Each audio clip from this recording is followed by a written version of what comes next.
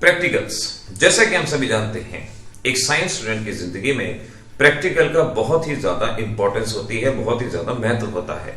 यही वो जरिया है जिसके जरिए एक स्टूडेंट समझ पाएगा कि इंस्ट्रूमेंट क्या होते हैं, उनके नाम क्या हैं, कैसे उनका इस्तेमाल किया जाता है और कैसे रीडिंग ली जाती है।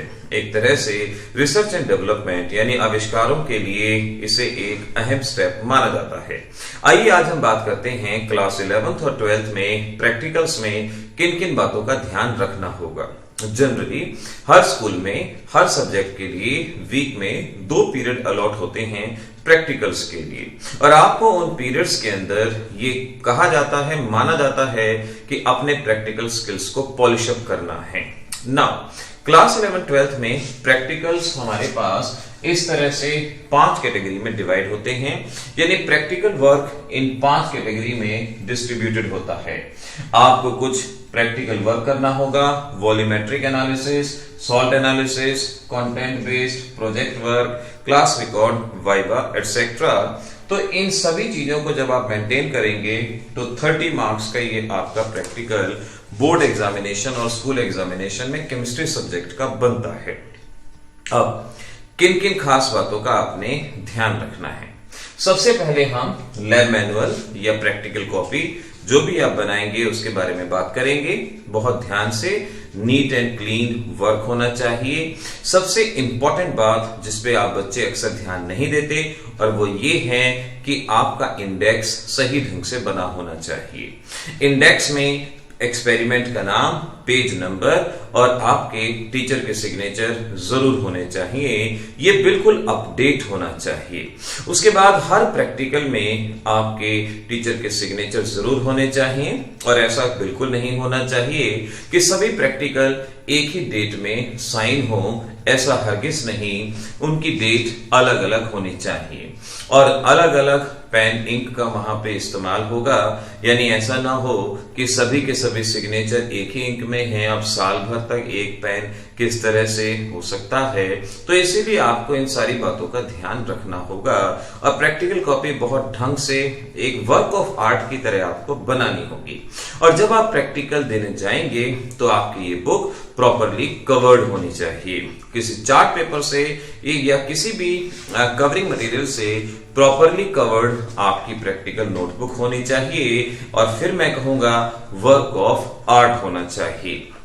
अगर आपको कुछ प्रोजेक्ट मिला है तो उस प्रोजेक्ट को भी आपने बहुत अच्छे से प्रिपेयर करना है। आप कोशिश कीजिए कि जैसे आप 11th-12th में आते हैं उसके बाद ही कुछ समय बाद कोई प्रोजेक्ट वर्क आपको असाइन कर दिया जाए।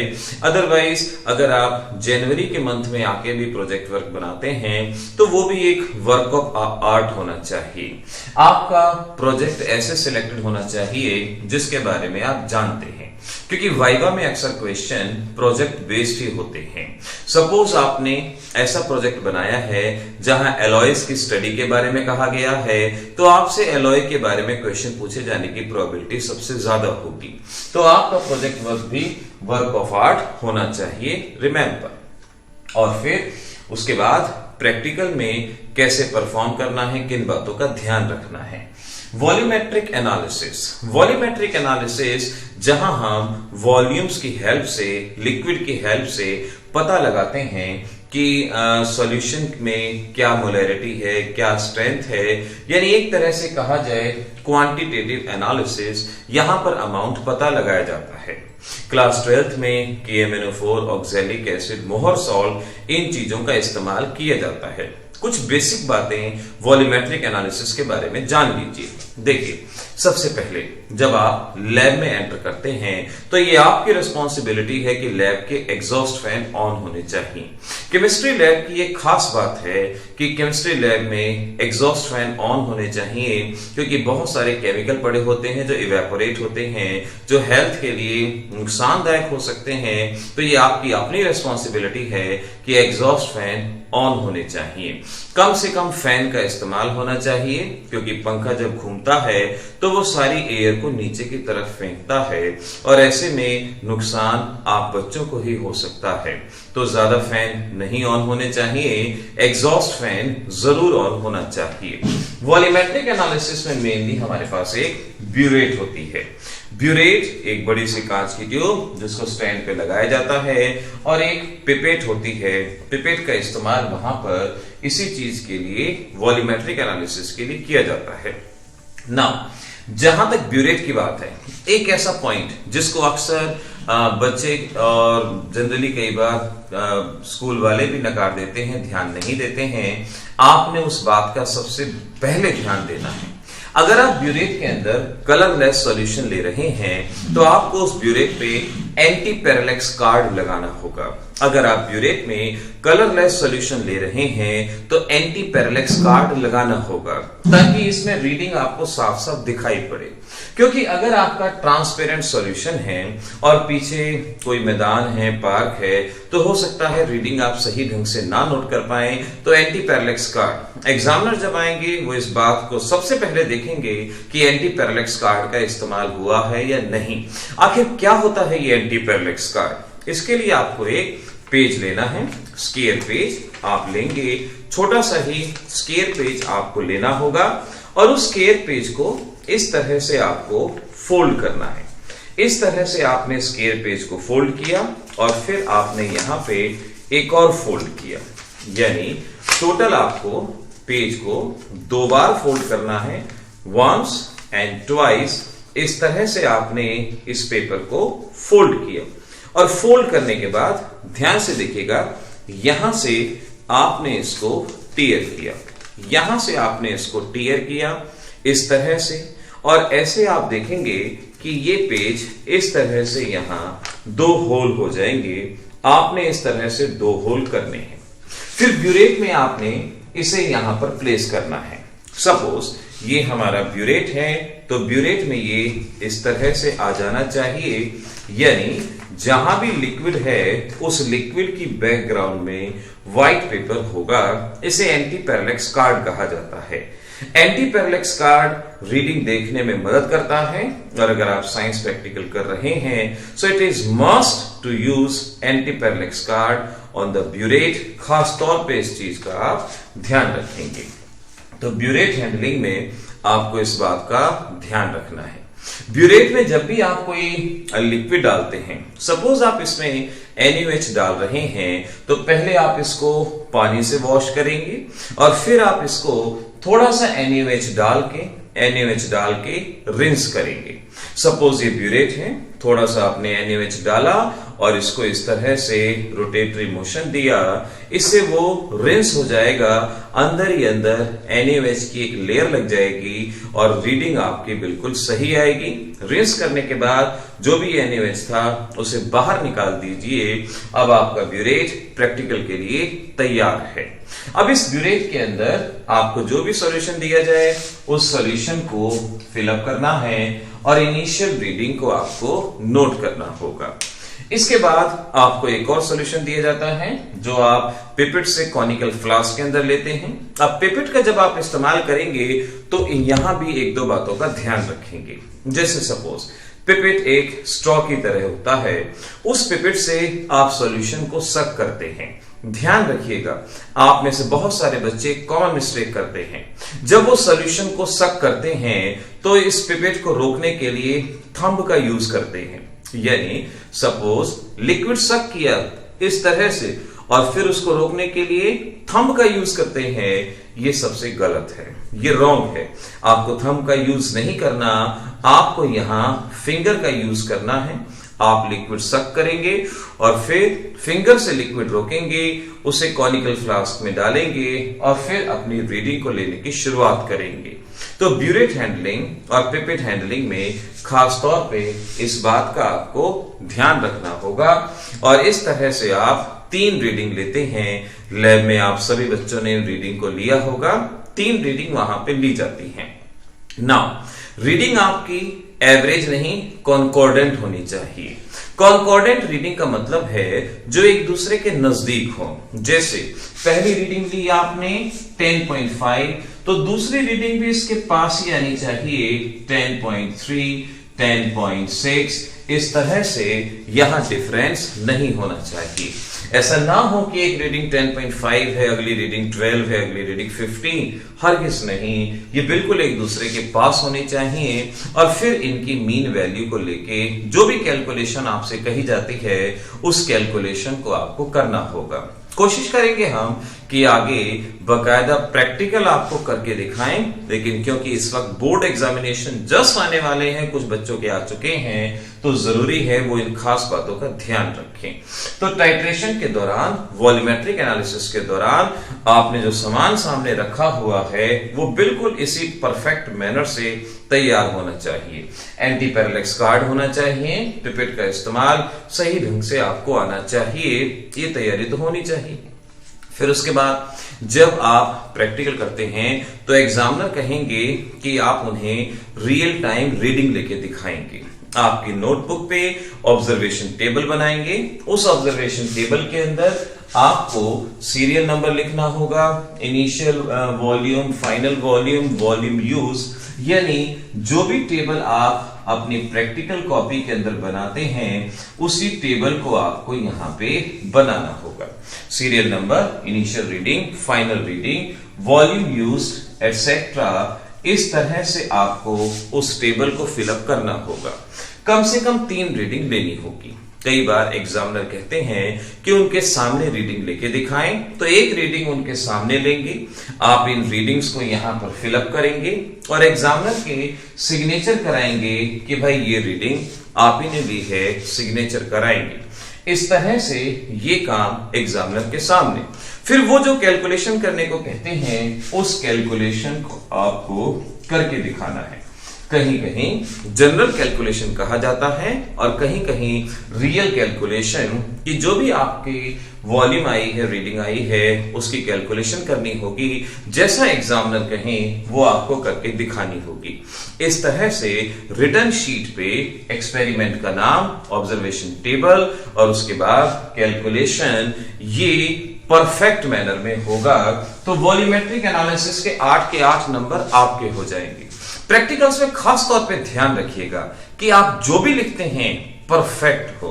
आप में से बहुत सारे बच्चे जब प्रैक्टिकल करते हैं तो उनकी आंसर शीट खराब हो जाती है, वो स्लैब पे रख देते हैं जहां पानी भी आ सकता है, केमिकल भी आ सकता है। तो खास तौर पे अपनी आंसर शीट को अलग रखें, उसे खराब ना होने दें। उसके बाद सॉल्ट एनालिसिस। सॉल्ट एनालिसिस बच्चों को सबसे ज्यादा डराता है।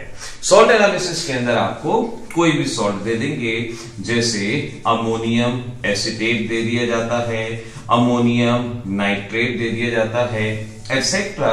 इस तरह से कोई भी सॉल्ट आपको दिया जाएगा और आपको एनालाइज करके बताना होगा कैटायन कौन सा है, एनायन कौन सा है।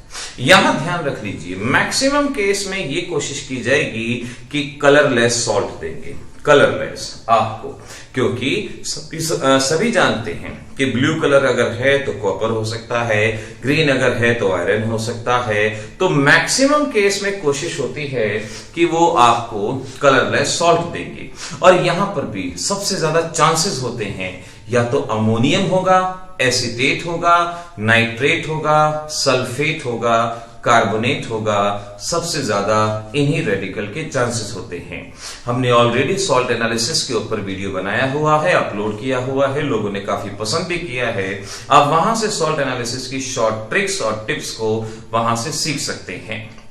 तो इस तरह से आपको जो भी सॉल्ट देंगे, मैं यही कहूंगा आप हमारे सॉल्ट एनालिसिस पार्ट 1 और पार्ट 2 वीडियो को देख के उस एनालिसिस को अच्छे से सीख लीजिए। इससे आपको मालूम पड़ जाएगा कैटायन क्या है, एनायन क्या है, ये बड़े आराम से आप निकालेंगे। अब उसे लिखना कैसे है? आंसर कॉपी पे खास तौर पे एक स्कीम के तौर पे लिखना है।